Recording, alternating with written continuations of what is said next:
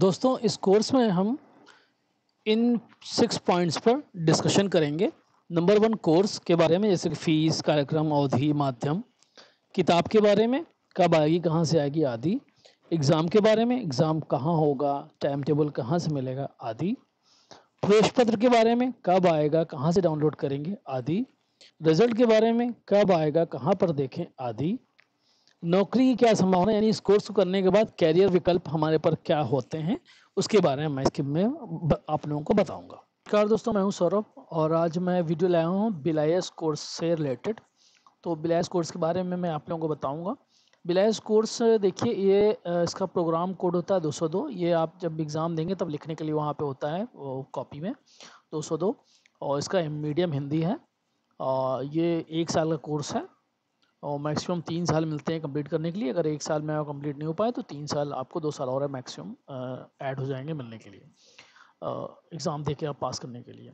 इसका minimum qualification bachelor degree होती है। प्रोग्राम की जो फीस है वो 9,500 रुपये है पर ईयर, यानी 1 ही साल का कोर्स है तो एक बार ही आपको ये फ़ीस लगेगी। और इसका जो कोर्स का स्ट्रक्चर है, प्रथम सेमेस्टर यानी कि जब आप एडमिशन लेंगे तो 6 महीने बाद जब आपका एग्ज़ाम होगा तो ये 3 पेपर आपके कंपलसरी हैं, अनिवार्य है।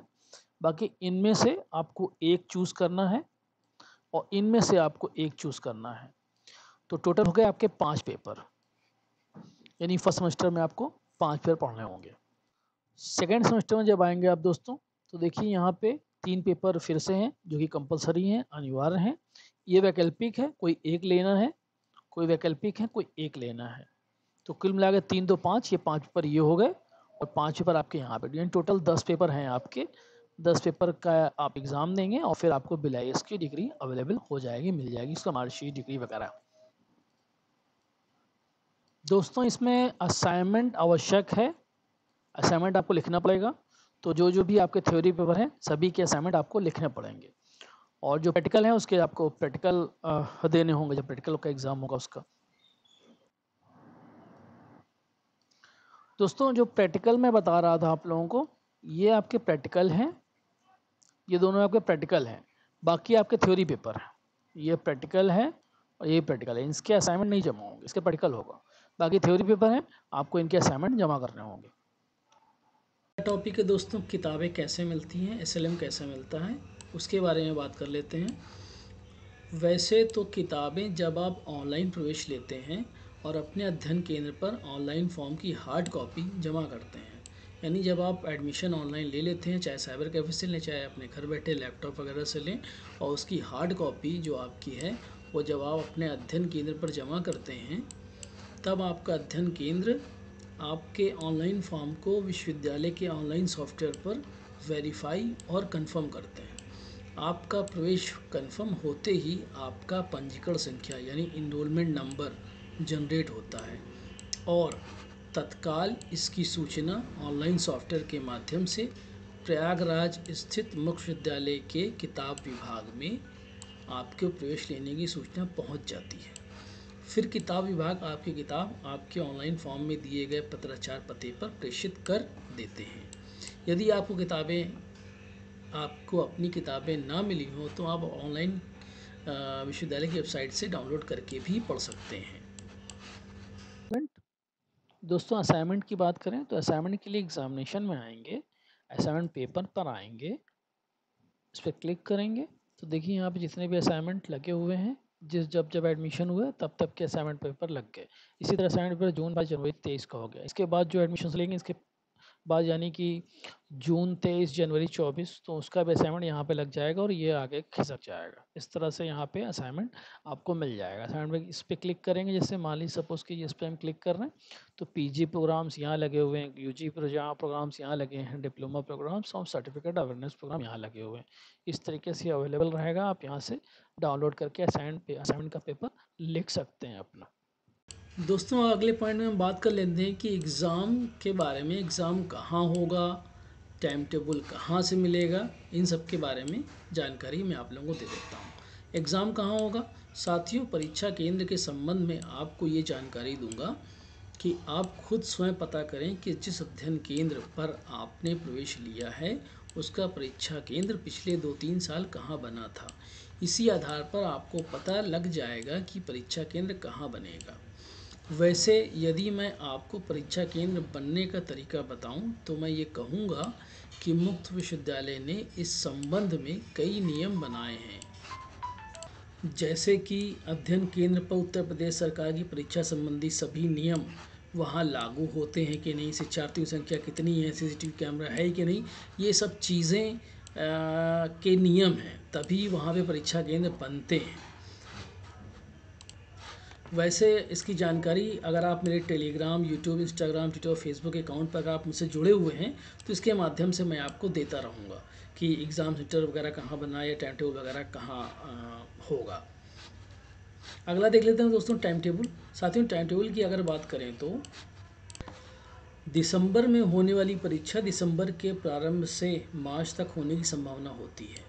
इसका टाइम टेबल नवंबर के प्रथम सप्ताह से अंतिम सप्ताह तक विश्वविद्यालय की वेबसाइट पर आने की संभावना होती है।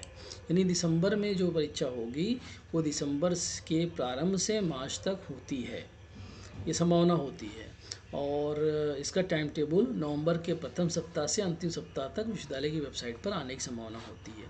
जो जून वाली परीक्षा होती है वो जून के प्रारंभ से सितंबर तक होने की संभावना होती है। और इसका जो टाइम टेबल है ये मई के प्रथम सप्ताह से अंतिम सप्ताह तक विश्वविद्यालय की वेबसाइट पर आने की संभावना होती है। आइए मैं आप लोगों को ये दिखा दूं कि विश्वविद्यालय की वेबसाइट पर कहाँ इसका लिंक लगा होगा। तो दोस्तों, ये विश्वविद्यालय की वेबसाइट है। इसमें एग्ज़ामिनेशन सेक्शन में जब एग्ज़ामिनेशन सेक्शन में जाएंगे तो आप देखें यहाँ फाइनल एग्ज़ामिनेशन शेड्यूल लगा हुआ है। यहाँ फाइनल एग्ज़ामिनेशन शेड्यूल लगा हुआ है और यहाँ पे एडमिट कार्ड का लिंक लगा हुआ है।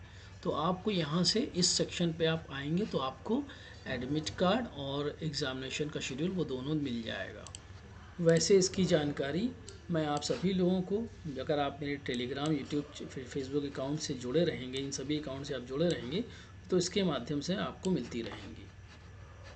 कार्ड के बारे में कि कब आएगा, कहाँ से डाउनलोड करें, तो देखिए एग्ज़ाम, तो दोस्तों एडमिट कार्ड कब आएगा? दिसंबर में होने वाली जो परीक्षा होती है, परीक्षा के प्रारंभ होने से 7 से 10 दिन पहले तक विश्वविद्यालय की वेबसाइट पर आने की संभावना होती है। अगर जून में परीक्षा हो रही तो जून में जो परीक्षा होती है उसके परीक्षा के प्रारंभ होने से 7 से 10 दिन पहले तक विश्वविद्यालय पर आने की संभावना होती है। आइए मैं आप लोगों को ये दिखा दूँ विश्वविद्यालय की वेबसाइट पर इसका लिंक कहाँ होगा। ये मैंने पहले ही अभी दिखाया है आप लोगों को। वैसे अगर आप मेरे यूट्यूब और टेलीग्राम चैनल से जुड़े रहेंगे, इन सभी फेसबुक अकाउंट्स वगैरह से, सोशल मीडिया अकाउंट से, तो आपको इसके माध्यम से मैं देता रहूँगा। आइए दोस्तों रिज़ल्ट के बारे में बात कर लेते हैं, कब आएगा, कहाँ पर देखें आदि। साथियों, रिज़ल्ट की अगर बात करें तो आम तौर पर अगर सर्टिफिकेट है, डिप्लोमा है या पीजी डिप्लोमा का कोर्स अगर कर रहे हैं तो इसका रिज़ल्ट जल्द आ जाते हैं। आमतौर पे इन कोर्सेज़ के एग्ज़ाम हो जाने के 1 से 2 महीने में इनके रिज़ल्ट आ जाते हैं।